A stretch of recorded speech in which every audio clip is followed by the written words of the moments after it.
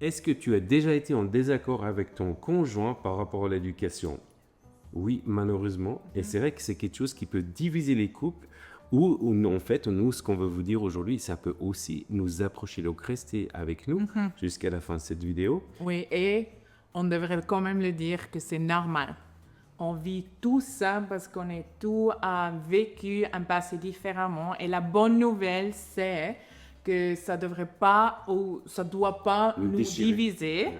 mais c'est vraiment un choix de ne pas laisser diviser parce que nous, si on est bloqué trop sur ce qu'on a appris, on n'est pas ouvert à apprendre quelque chose de nouveau ou d'entendre de l'autre ou peut-être faire un cours de parentalité ensemble, de parler peut-être quelque chose qu'on n'a jamais appris. Ça peut vraiment aller dans une direction qu'il y a beaucoup de disputes juste à cause de ça. Alors, choisissez bien, depuis aujourd'hui vraiment, de prendre ces différences et de ne laisser pas écraser par ces différences, mais demander aide si c'est nécessaire ou vraiment parler ensemble et prier ensemble qu'est-ce qu'on veut garder et qu'est-ce qu'on jette qui n'est pas bien ce qu'on a appris. Et c'est vrai qu'il y a de l'espoir parce que si on nous regarde, nous, on a été éduqués de façon complètement différente. Moi, je vais dire un peu plus laisser aller, un peu plus easy comme ça. Comme beaucoup. Et toi, c'est vrai que tu amènes quelque chose de beaucoup plus strict. Ouais. C'était beaucoup plus strict, mon éducation. Et pour moi, en tout cas, en fait, ça m'a des fois exacerbé, certaines fois comment Chamira éduque les enfants. Et à un moment de ma vie, j'ai dû comprendre, en fait, par rapport à d'autres choses aussi, qu'elle n'est pas ici contre moi. En fait, on est là pour les deux, pour avancer de l'avant. Et ça a beaucoup aidé pour éduquer dans l'unité. Et en fin de compte, si je regarde un peu ma vie, et puis j'imagine que tu peux attester toi avec ta propre vie, souvent en fait, on reste un peu assis sur ce qu'on a appris, mais c'est une question d'ego. On veut avoir raison, ma façon est la meilleure. Et c'est vrai que ça n'aide pas à trouver qu'est-ce qu'on veut vraiment faire. On est là pour éduquer nos enfants et on reste un peu avec nos murs, au lieu de se rapprocher pour trouver, pour en fait donner la meilleure solution de l'éducation de notre enfant. Et une clé pour ça, c'est se demander la prochaine fois qu'on a une dispute sur ça, juste prendre l'air, peut-être d'aller dans une autre chambre ou vite dehors et se poser la question, est-ce que je reste juste sur mon opinion? C'est ça le plus important, ou je suis ouvert et je veux le meilleur pour mon enfant. Et ça, je suis sûre, ça va changer tout. Parce que des fois, on doit juste avoir ce break de penser qu'est-ce que c'est et qu'est-ce que je pousse de ce moment-là. Et ça va vous aider si vous deux faites le même exercice. Et après se rejoindre et se dire peut-être aussi pardon. Moi, je pense juste que c'est la meilleure façon comment moi je suis éduquée. Et des fois, c'est vraiment aussi, non mais moi, j'aime pas du tout comme je suis éduquée. Mais je sais pas différemment. Alors, c'est le truc qui vient le plus naturel. Pour ça, on dit à tout le monde de vraiment faire une école de parentalité. Parce que comme ça, on peut entendre de quelqu'un d'autre. Et après, on peut parler ensemble. C'est pas si émotionnel.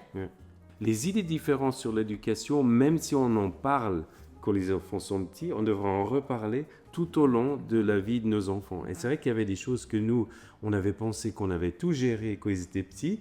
Et quand ils sont devenus adolescents, il y avait des nouvelles choses qui sortaient parce que tout d'un coup, on se rendait compte avec les adolescents. Moi, je pensais, par exemple, un des mensonges qui pourrait, je dois être ami avec mes adolescents. Puis ça, c'est quelque chose que j'ai dû travailler. Et pour toi, tu étais beaucoup plus strict. Donc, la clé numéro 1 qui nous a aidés, nous, et qui va vous aider, mettez sur pause avant de réagir. Ouais. Et c'est vrai que ça, c'est difficile parce que ça vient chercher en nous des choses profondes. Comme on a déjà dit, mais c'est pas juste mettre en pause, c'est pas se disputer ou aller contre nous-mêmes. Devant les enfants. Oui, c'est ça. Parce que et ça veut dire pas qu'on n'a jamais fait ça, on a fait ça, mais tu vois dans le moment que ça vient presque comme des enfants aussi. On devient presque comme des enfants. Oui, retenir, mais on devrait exercer la maîtrise de soi dans ce moment juste pour montrer aux enfants qu'on est un team. En unité. Oui, on prend les décisions ensemble et après, on va se parler et on va demander, comme c'est la deuxième clé, de vraiment comprendre l'autre. Et c'est vrai que c'est très important parce que vous me direz, mais pourquoi pas être ouvert devant les enfants et puis en parler.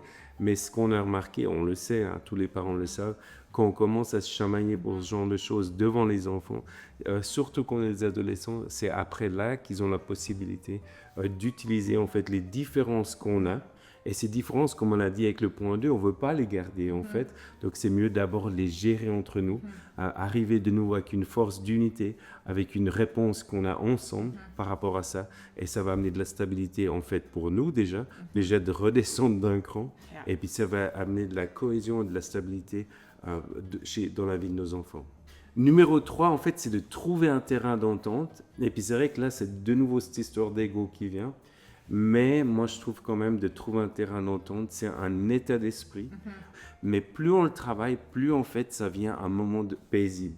Mais d'apprendre ça, c'est fort dans notre famille aussi, qu'on peut se comprendre, qu'on peut s'écouter même dans ces moments. Et c'est pas toujours voir le milieu. C'est pas on prend un petit peu de toi, un petit peu de toi. C'est pas ça la parentalité non plus. Des fois, on prend peut-être un bon part plus qu'un et dans une autre discussion, c'est de l'autre. Numéro 4, le plus important est de trouver Dieu dans ça, de vraiment prier ensemble et mettre notre ego en bas et de demander à Dieu qu'est-ce que c'est le meilleur pour nous et pour notre famille et qu'est-ce que nous, on doit apprendre dans ça et qu'est-ce que tu veux nous montrer et qui peut vraiment toucher notre cœur profondément, que c'est pas on fait un mix de les deux, mais qu'on élève nos enfants dans le royaume de Dieu. Et pour finir, on aimerait vous encourager, même si vous avez des différences, même si ça crée des tensions, cette différence, en fait, vous n'êtes pas un échec, nous ne sommes pas un échec. Mais c'est cette beauté qu'en fait, on a quelque chose d'un côté à amener et de l'autre côté à amener à notre enfant qu'on ne pourrait pas amener tout seul. Et je crois que ça, c'est vraiment la beauté d'être en couple. Oui. C'est qu'en fait, dans l'éducation de notre enfant, ces deux choses, ça va représenter quelque chose que Dieu voulait dans son plan. Il voulait qu'on soit ensemble parce qu'il y a quelque chose de fort quand on se met ensemble dans l'unité à donner à nos enfants. Et quelque chose d'autre qu'ils apprennent aux enfants aussi, parce que des fois, on souhaite que ça pourrait être un peu plus facile si on a la même chose, mais comme ça, on apprend aux enfants vraiment l'humilité aussi. Beaucoup plus fort que si tout est facile. Oui, tout est facile naturellement, on n'a pas de problème, qui n'existe vraiment pas. On veut quand même vous dire, encore une fois, ça n'existe pas, c'est très normal, mais on peut vraiment les montrer humilité et de soumettre à Dieu pour le meilleur pour notre enfant.